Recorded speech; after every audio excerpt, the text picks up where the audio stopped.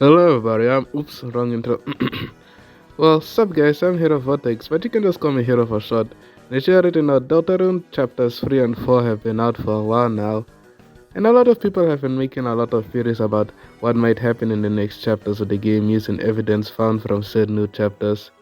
And while I have my own predictions for the game, I'd rather save those for a future video. Instead, I'd like to make a guess on how everyone's favorite annoying dog, Tobias Radiation Fox, expects us to play Deltarune.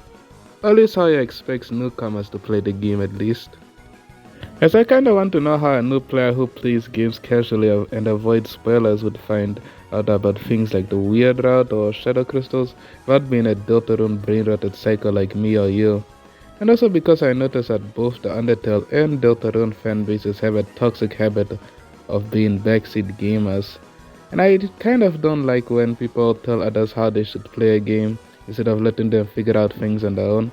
So this video also acts as a way to teach people not to backseat game and ruin the fun of finding cool things in games for others. And also I kind of wanted to look at Deltarune through the lens of a game dev, as I one day want to make my own games in the future. And I have to have an understanding of game design and storytelling to do that, of course. And the best way to develop those skills is by observing how a successful game dev slash writer does his storytelling and game design. So with that said, let's get started with the video and answering the question of how Toby Fox wants us to play Deltarune.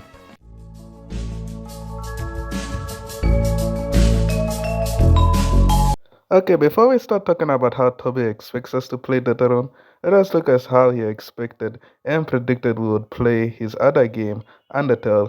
If you are new to the Deltarune community or have been living under a rock for the past 10 years, Undertale is Toby Fox's first project that he made to test some of the concepts he wanted to implement in Deltarune, since at the time he couldn't afford to make such a large project like Deltarune at the time. The main message of Undertale was proving the main antagonist Flowey right by showing him that violence isn't the only answer in true pacifist, which parallels Deltarune's main message of proving the prophecy wrong by making your choices matter. But of course, true pacifist is only one out of many endings in the game. There are many endings which varied from killing some monsters and sparing others in a neutral route, killing as much monsters as possible to deplete the spawn rate in a genocide slash no mercy route, or sparing every monster in a pacifist route. If you are like me and who played the game blind without looking online, the first route you most likely played was a neutral route. You killed a few monsters, felt like a horrible person and sans judged you, felt guilty when you heard how some of the bosses are coping with the losses of innocent civilians and loved ones, while also knowing that back at square one due to the 6 human souls escaping the underground after the Photoshop Flowey fight.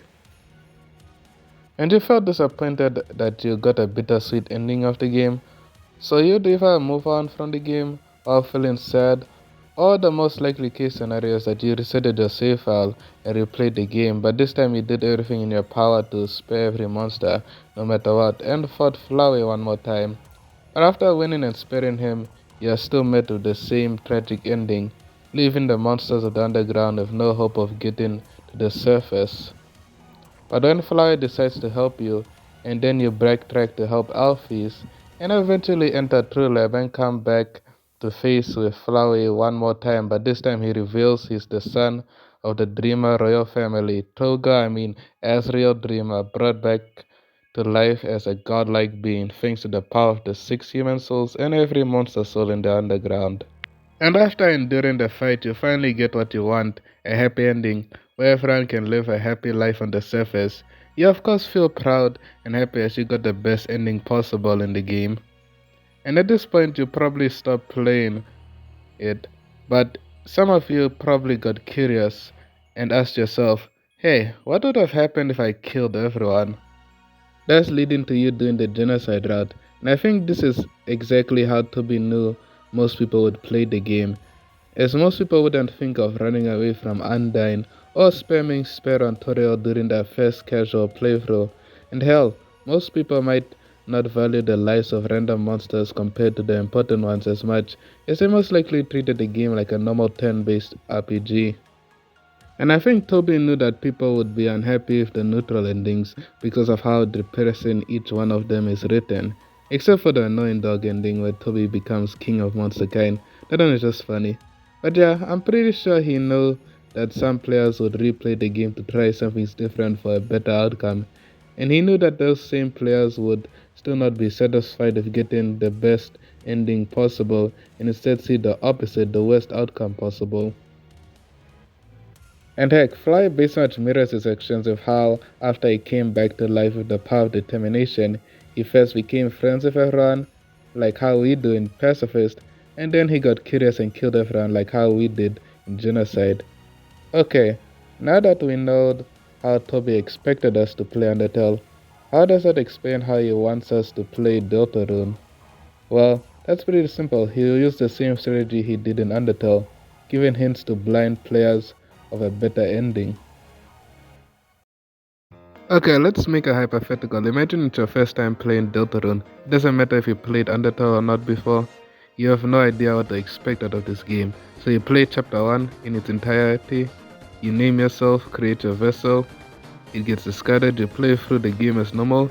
You most likely skip Javel either because you never talked to him or Sham after meeting Javel, or you found him too hard and you didn't feel like backtracking, so you continue through the main story, not knowing the importance of this character.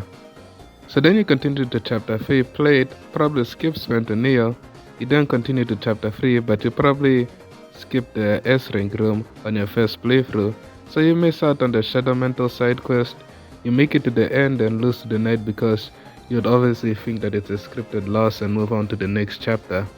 You play chapter 4 and miss out on the Hammer of Justice boss fight, so then you keep playing the game as normal, keep on missing out on all the secret bosses since you know you're new to the game and haven't seen any spoilers, so you don't know what's the importance. But I'm 100% sure that a future chapter will hint to the importance of the Shadow Crystal side quest, especially since chapter 5 Shadow Crystal will be the last one we need to collect, since Charm says there's only 2 more crystals you need to give them after you hand over chapter 3 Shadow Crystal.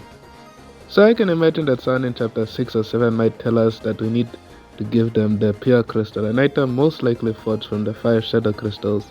Or maybe we see prophecy panels that aren't connected to the main prophecy, which will give a tutorial to the Shadow Crystal side quest.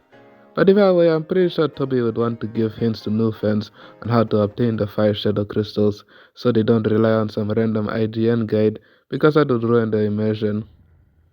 So I'm pretty sure a casual player will beat the game without any shadow crystals, and then they'll get the ending of the game, regardless of whether it's satisfying or not. I'm pretty sure that it won't be enough for some players, similar to how people are most likely dissatisfied with the initial neutral playthrough of Undertale. So after beating the game, they'll make a new save file, but this time they look at the clues given to them near the end of the game, and thus they begin the Shadow Crystal quest. Once a casual player replays chapter 1, they'll obviously try to defeat the secret bosses. After all, the secret bosses are even stronger compared to any of the main story bosses so far. It's as if you're meant to fight them once you have beaten the game, after you have become an expert at dodging projectiles. So I believe that the shadow crystals are meant to be collected on a second playthrough of the game, if you want the true satisfying conclusion to the story. And since Sham is the one to give you a piece of Javel's key, they might put 2 and 2 together and will realize that Sham will be important to the side quest. But the interesting thing about the Shadow Crystal side quest is that in chapter 3 you are given hints about how to do the weird route, so not only will they be able to collect the Shadow Crystals, but they can also learn how to do the weird route on a third save file, but we'll get back to that later. So after they collect the shadow crystals and get the pure crystal, they'll then get a better ending on the normal route with the power of the pure crystal. And I feel like that's where most people would stop. After all, they beat the whole game twice already. What more would they have to do unless they go through a forbidden path, the weird route? So yeah, this much how Toby expected first time Undertale players to play the Genocide as their last route. I'm pretty sure Toby wants us to do the weird route as our last one as well. And that's also why I think Deltarune has 3 save files, each representing a different type of playthrough. File 1 being a casual and first time playthrough that parallels Undertale's neutral routes. File 2 being a more completionist focused playthrough like Undertale's pacifist route, and the horrific third and final file, the weird route that parallels the genocide from Undertale. Each with their own endings or variations of the same ending. This makes sense when you think about it. After all, Deltarune is marketed as Undertale's parallel story, and Gessen does say that stories can be retold, so it would make sense that Tricky Tony would use the same method he used in Undertale to help people engage with the story and lore in Deltarune. There's one problem. How in the goddamn hell is a casual player gonna find out about the Forgotten Man side quest? Well, I think I know the answer to that one.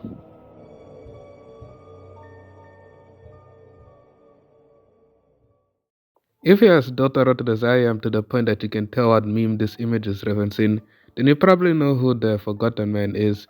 He's an NPC that appears in each chapter's Dark World, and when you talk to him, he hands you an egg that you can place at different places in the Light World. Besides that, there's no use for those eggs yet. Of course, in order to find him, you have to walk back and forth between specific rooms in chapters 1, 2, and 4, but in chapter 3, you have to do a series of ridiculous and tedious tests in order to find him and his egg. And oh yeah, Gaster hates him for some reason because you can get a trophy on the PlayStation version of the game called Complete Without Issue, which you can get for ignoring an egg room in a chapter. So if Gaster is allergic to eggs or the Eggman is his ex-husband, gotta love old man Yahweh folks. But yeah, Eggman isn't exactly a character you can just find easily during an initial playthrough of the game, but a character you must actively go out of your way to look for. So yeah, I don't exactly know how a blind player will find him that easily, but luckily Eggman gave us a clue as to how to start this side quest. I'll tell you my schedule. Listen carefully. On Thursday I go to sell the donuts. On Friday I toss the leftovers in the dumpster. On Saturday I let it cool on the windowsill. On Sunday I harvest the wheat. Hold your breath, head to the left, and count backwards to 100. It's obvious to see that the Eggman is giving us hints on how to find each egg in chapters 1, 2, 4, and 5. So I'm pretty sure that chapter 3's egg room is meant to be found before any of the other eggs. And with that logic, I think I know how Toby will give us hints about the egg quest. Similar to how Toby gave a tutorial for the weird route in chapter 3's Shadow Mental quest, I believe that Toby would do something similar in a future chapter's Dark World, but I'm 100% sure that he will only give a hint on chapter 3's egg room, since the one you're meant to find first. So with the egg route in mind, this is how Toby expects a player on their blind playthrough to play the game and find its secrets. First they play the game casually, but near the end of the game, they get hints to the Shadow Crystal side quest, and a tutorial to find chapter 3's egg room, which would explain its difficulty to find and its uniqueness compared to the other egg rooms. They beat the game and play on the second save file, but this time they do the Shadow Crystal side quest and try to find chapter 3's egg room. They learn about the weird route thanks to the Shadow Mental quest and learn about the egg rooms from the Forgotten Man, and they beat the game, but this time with the Shadow Crystals. And finally, using the hints from the Shadow Mental quest and following the Eggman's advice, they then complete the weird route while obtaining all eggs. So yeah, I feel this is the radiation approved way to play Deltarune. Why do I think that? Well, I feel like it's the most natural way to play Deltarune.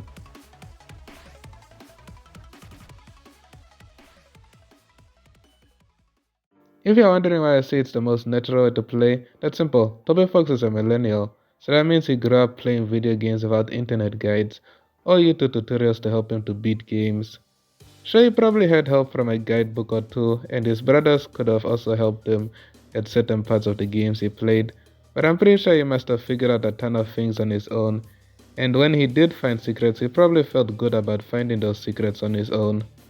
And I wouldn't be surprised if Toby wanted to recreate that feeling of finding a video game secret on your own with his games. After all, a lot of Undertale and Deltarune secrets are obviously inspired by creepypastas, playground rumors, and other Easter eggs.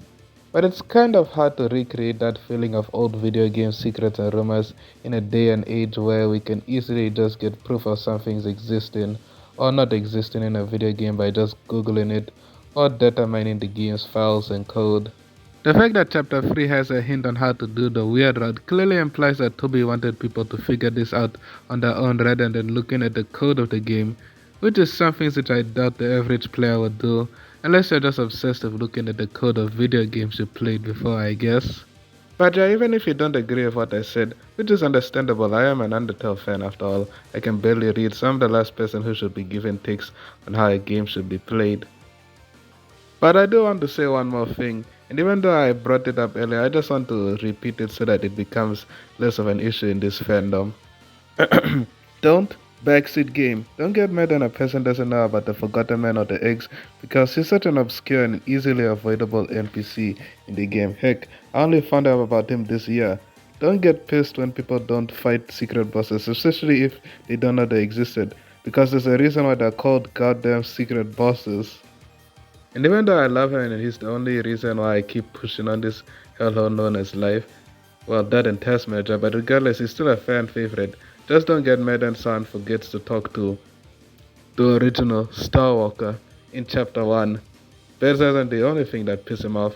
Backseat gamers piss him off too. The quote-unquote correct way to play Undertale and Deltarune that the entire fandom gaslit themselves to do for years isn't really the correct way. The correct way to play Undertale and Deltarune is the way you do with any other game, the way you want to play it. So yeah, thanks for watching, like, subscribe, comment, follow me on Instagram and TikTok. My accounts are the ones on the screen right now. No more backseat gaming. Anyway, later nerds.